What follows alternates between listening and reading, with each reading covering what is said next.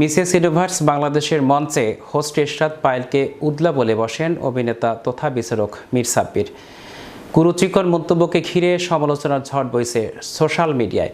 বিস্তারিত দেখুন ডেস্ক রিপোর্টে। মিসেস ইউনিভার্সের আসরে বাংলাদেশের প্রতিনিধিত্ব কে করবেন তা জানতেই বসেছিল বর্ণাঢ্য অনুষ্ঠানের আসর। যদিও মঞ্চে ঘটে গেল এক অপ্রত্যাশিত ঘটনা, সেই নিয়ে তুমুল হইচই সোশ্যাল মিডিয়ায়। অনুষ্ঠান সঞ্চালনার দায়িত্বে ছিলেন ইশরাত পায়েল। তার অভিযোগ, বিচারক তথা অভিনেতা মীর সাব্বির ভরা মঞ্চে তাকে হেনস্থা করেছেন। আমার দিকে আঙ্গুল তুলে বললেন যে, এই মাতারি, তুমি এরকম উলঙ্গ হয়ে খাড়ায় আসো কেন? আসলে কি ঘটেছিল সেদিন? অনুষ্ঠান মঞ্চে মীর সাব্বিরের কথায় হেসে গড়িয়ে পড়লেও পরবর্তীতে বোমা ফাটালেন পায়েল।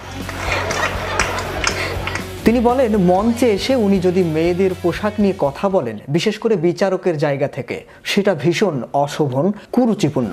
যে এরকম একটি মঞ্চে এসে ইন্টারন্যাশনাল একটি বিউটি পেজেন্টের প্ল্যাটফর্মে সবাই বিচারক হিসেবে তার অভিজ্ঞতা শেয়ার করে নিতেই মীর সাব্বিরকে মঞ্চে ডেকেছিলেন পায়েল। সাব্বির ভাই, সিনিয়র এই অভিনেতার খুব জনপ্রিয় বরিশালের ভাষায় সংলাপ বলবার জন্য, সকলের জন্য তেমনই কিছু ডায়লগ বলবার অনুরোধ অভিনেতার কাছে রাখেন ইশরাত পায়েল। দুটি লাইন না শুনলে হয় না। এদিকে মীর সাব্বিরের মতো এমন একজন গুণী অভিনেতার বিরুদ্ধে এমন অভিযোগ তোলায় ক্ষেপেছেন অভিনেতা, নির্মাতা ও উপস্থাপক শাহরিয়ার নাজিম জয়। এ বিষয়ে তিনি নিজের ভেরিফাইড ফেসবুক আইডিতে দীর্ঘ একটি স্ট্যাটাস দিয়ে লিখেছেন, উপস্থাপিকা বা কোনো মাধ্যম এই অনুষ্ঠান থেকে একটি ভাইরাল টপিক বানানোর জন্য মীর সাব্বিরের মজাটাকে পুঁজি করলো। ইশরাত পায়েলকে উদ্দেশ্য করে বলেন, আপনার যদি এতই আলোচনায় আসতে ইচ্ছে হয়, আপনি আমার কাছে আসেন। এ বিষয়ে মীর সাব্বির আপনাকে অনেক দূর নিয়ে যেতে পারবে না, মাত্র 2-3 দিন। আমার অনুষ্ঠান আপনাকে 1 বছর আলোচনার কেন্দ্রবিন্দুতে রাখবে। অন্যদিকে এই বিষয়টি নিয়ে অনেকের মতো মুখ খুললেন ছোট পর্দার জনপ্রিয় অভিনেত্রী বন্যা মির্জাও। সামাজিক যোগাযোগ মাধ্যমে বন্যা লেখেন, একজন বরিশাল ভাষা বিশেষজ্ঞকে সকালবেলায় কল করে জানতে চাইলাম উদলা মানে কি। তিনি বললেন, উদলা মানে নগ্ন। আমি মনে করি কোনো ইয়ার্কি লিঙ্গ নিরপেক্ষ না, এবং বরিশালের ভাষাও সবসময় এন্টারটেনমেন্ট আইটেম না। যে ভাষার তেজ আপনি নিতে পারবেন না, যা আপনি নিতে পারবেন না, হে ভাষা কি লেগে হতে চাইছেন আপনি?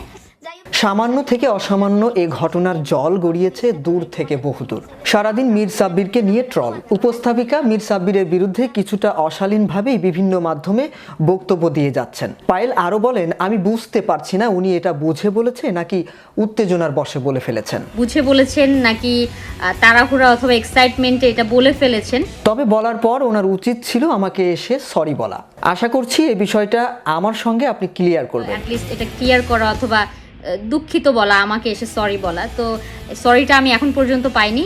আপনার কোনো অসুবিধা থাকলে আপনি নিজের ঘরের মা বোনদের বলতে পারেন। পায়েলের এই বক্তব্য নিয়ে দুভাগে বিভক্ত সোশ্যাল মিডিয়া। অনেকেই বলছেন, এত সমস্যা থাকলে তখন এটা নিয়ে হেসে গড়িয়ে পড়ার কি ছিল।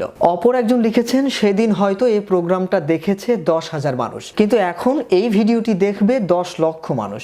নিজেই নিজেকে বেইজ্জত করার এর চেয়ে ভালো বুদ্ধি আর কি হতে পারে। অনেকেই মীর সাব্বিরকে উপদেশ দিয়েছেন পায়েলের কাছে ক্ষমা চেয়ে নিতে।